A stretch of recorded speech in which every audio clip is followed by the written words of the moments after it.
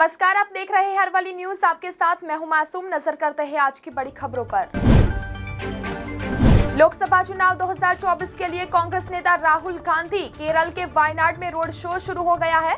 उनके साथ बहन प्रियंका गांधी भी मौजूद है। थोड़ी देर में राहुल गांधी वायनाड लोकसभा सीट से नामांकन करेंगे। यहां से भाजपा ने राहुल के खिलाफ के सुरेंद्रन को मैदान में उतारा है। लोकसभा चुनाव के नॉमिनेशन के दूसरे चरण में बुधवार को नामांकन दाखिल करने का सिलसिला शुरू हो चुका है। दूसरे चरण के लिए 4 अप्रैल को नामांकन का आखिरी दिन है।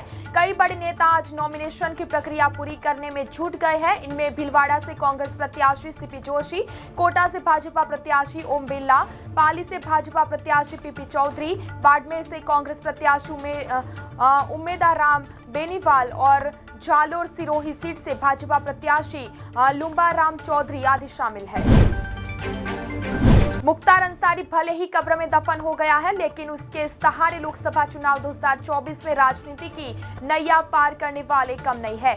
दरअसल मुख्तार की मौत के बाद से ही गाजीपुर के मोहम्मदाबाद में मुख्तार के घर पर आम लोगों के साथ साथ सियासी लोगों का भी आना जाना लगा हुआ है।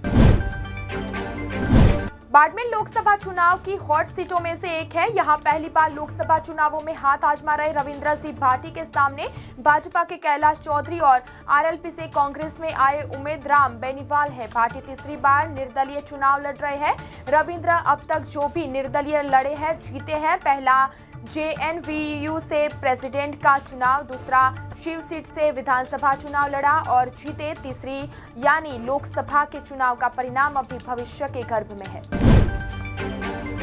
लोकसभा चुनाव की जंग फतह करने के लिए आम आदमी पार्टी के सीनियर नेता व सीएम पंजाब भगवंत मान ने खुद मोर्चा संभाल लिया है। सीएम की रिहाइश पर आज संगरूर को लेकर रणनीति बनाई जाएगी। इस मौके पर मुख्यमंत्री सभी विधायक, मंत्रियों और उम्मीदवारों के साथ मीटिंग में हर चीज पर मंथन करेंगे।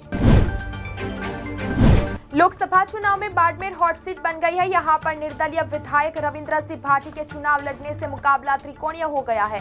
कांग्रेस प्रत्याशी उम्मेदराम बेनीवाल आज नामांकन पत्र दाखिल करेंगे। साथ नामांकन सभा आज आदर्श स्टेडियम में होगी। इसके लेकर पूर्व डिप्टी सीएम सचिन पायलट मंगलवार को बाड़मेर पहुंच गए हैं। वहीं कांग्रेस प्रभारी, पूर्व सीएम, प्रदेशाध्यक्ष, प्रतिपक्ष नेता सहित कई कांग्रेस नेता पहुंच रहे हैं। रविंद्र सिंह भाटी की नामांकन सभा व रैली नामांकन के अंतिम दिन होगी। कैलाश चौधरी ने नामांकन पत्र दाखिल कर दिया है। लुधियाना से भाजपा उम्मीदवार रणजीत सिंह बिट्टू पर 3 केस दर्ज है। उन पर 2 केस लुधियाना जबकि 1 केस बठिंडा में दर्ज है। लुधियाना में पुलिस स्टेशन लाडोवाल व दूसरा पुलिस सब डिवीजन 1 में दर्ज है, जबकि तीसरा case police station civil line Bathinda में दर्ज है। किसी भी केस में उन पर अब तक चार्ज फ्रेम नहीं हुए हैं। यह जानकारी भारतीय जनता पार्टी की तरफ से अपने सोशल मीडिया अकाउंट फेसबुक पर शेयर की है। कांग्रेस ने मंगलवार को लोकसभा चुनाव के लिए 11वीं लिस्ट जारी की। इसमें 4 राज्यों के 17 कैंडिडेट्स के नाम है। अब तक 231 प्रत्याशियों का ऐलान किया जा चुका है। आंध्र प्रदेश की कड़पा लोकसभा सीट से कांग्रेस ने वाईएस शर्मिला रेड्डी को टिकट दिया है। प्रधानमंत्री नरेंद्र मोदी ने आज राजस्थान में भाजपा के चुनावी अभियान की शुरुआत की। जयपुर के पास कोटपुतली में मोदी ने कहा कि यह पहला चुनाव है जब भ्रष्टाचारी मिलकर भ्रष्टाचार पर हो रही कार्यवाही रोकने के लिए रैली कर रहे हैं। कांग्रेस गठबंधन देश के लिए, अपने परिवार को बचाने के लिए चुनाव लड़ रहे हैं। मोदी ने कहा कि आज देश में भाजपा का मतलब है विकास और समाधान, लेकिन कांग्रेस का मतलब है देश की हर बीमारी की जड़। गृह मंत्री अमित शाह ने मंगलवार को कहा कि प्रधानमंत्री नरेंद्र मोदी और कांग्रेस नेता राहुल गांधी के बीच कोई तुलना नहीं है।